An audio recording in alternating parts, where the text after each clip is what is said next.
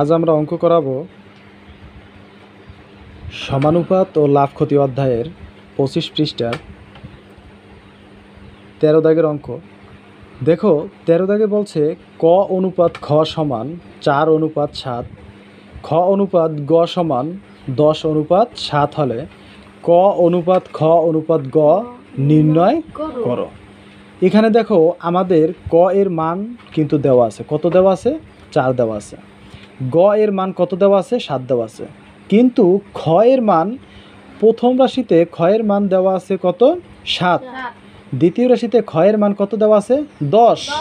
তাহলে একটাই সংখ্যা মান যদি দুই রকমের থাকে তাহলে হবে না, এক রকমের আমাদের বানাইতে হবে। এইরকম একটা অঙ্ক আমরা কিন্তু পূর্বের অঙ্কে করছি না? ওই যে তামা এবং দস্তা দুই জায়গা ছিল, দোনো জায়গায় আমার কি করা লাগছিল? একটা বানান লাগছিল। সেইটা নিয়ম কি আমরা জানি? আচ্ছা ঠিক আছে। আচ্ছা কত দাগ? 13 না?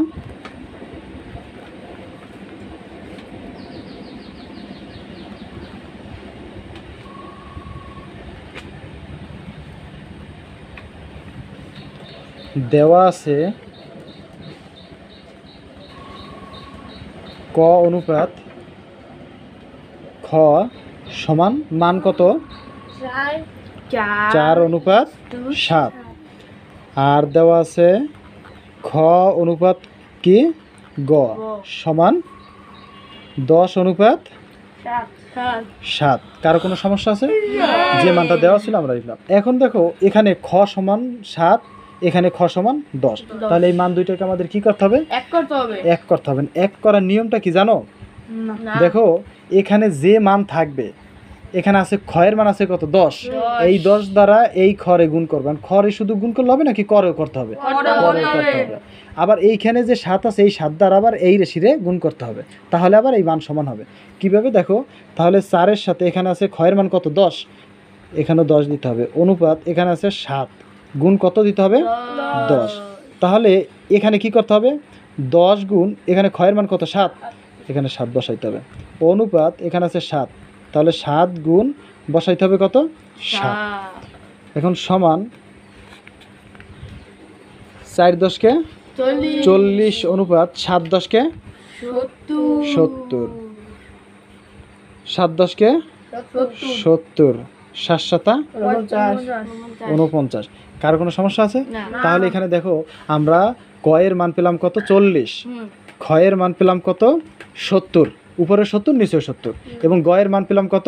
49। তাহলে আমরা লিখতে পারি এখন যে ক অনুপাত খ অনুপাত গ সমান ক এর মান কত পাইছি? 40, খ এর মান কত পাইছি? 70, তার মানে 70 তো একটা যাবে নাকি? এখন গ এর মান কত? 49। তাহলে এইটাই হবে আমাদের কি? নির্ণয়ের আনসার। কারো কোনো সমস্যা আছে? আচ্ছা, এরপরে দেখো 14 দাগে বলছে কি 9600 টাকা সারা, মাইমুনা ও রাইসার মধ্যে 4:3:1 অনুপাতে ভাগ করে দিলে কে কত টাকা পাবে? এই ধরনের অঙ্ক আমরা আগে করছি, খুবই সহজ নাকি?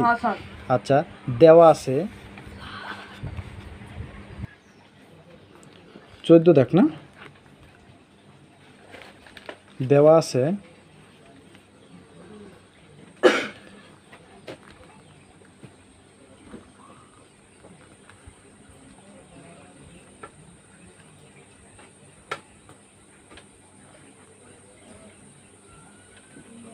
আচ্ছা দেওয়া আছে কার কার মান? সারা,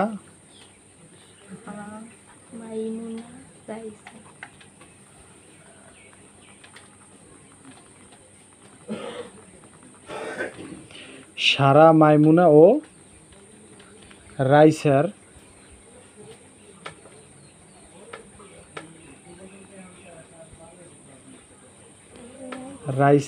কি অনুপাত না? রাইসার টাকার অনুপাত।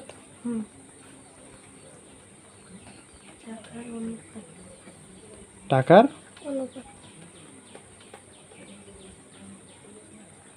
অনুপাত সমান অনুপাত কত দেওয়া?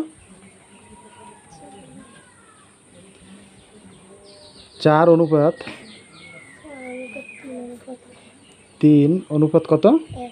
1। কার কোনো সমস্যা আছে? না। শুধু যেগুলো দেওয়া আছে। সুতরাং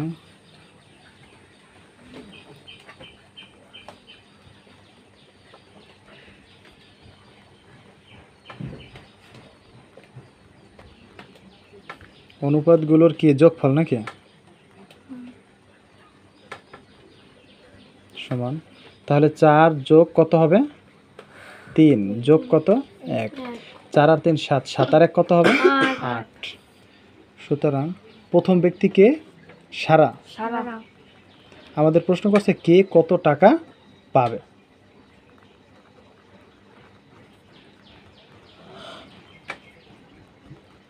সারা পাবে সমান 9600 এর কত? 8 এর কত অংশ? সারা সারা প্রথমে না, প্রথমে আছে কত? 4। এখন 8 দ্বারা আমরা 9600কে ভাগ দেব। ভাগফল যা হবে তারে আবার কি করতে হবে? 4 দ্বারা গুণ করতে হবে। তাহলে 9600 ভাগ কত আমাদের?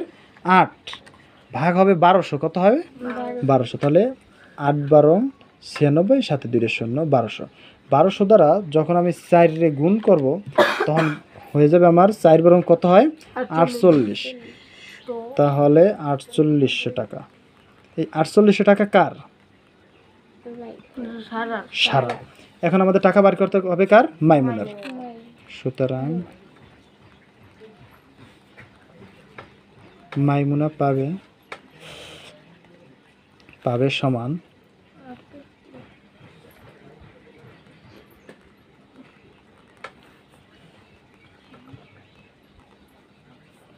এর 8 এর কত অংশ?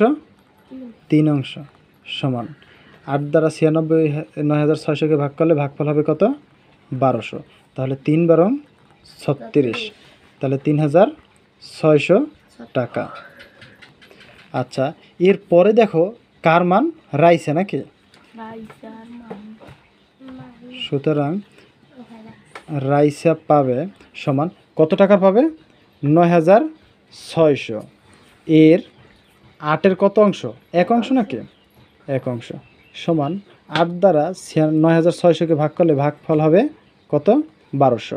1200 দ্বারা 1 রে গুণ করলে ওই 1200ই হয়। এত টাকা। তাহলে আমাদের প্রশ্ন করেছিল যে সারা, মাইমুনা ও রাইসা কত টাকা করে পাবে। তাহলে সারা পাবে কত টাকা? 4800 টাকা। এবং মাইমুনা পাবে কত টাকা? 3600 টাকা। এবং রাইসা পাবে 1200 টাকা। তাহলে 3টে আমাদের অ্যান্সার। কারো কোনো সমস্যা আছে অঙ্কেটা?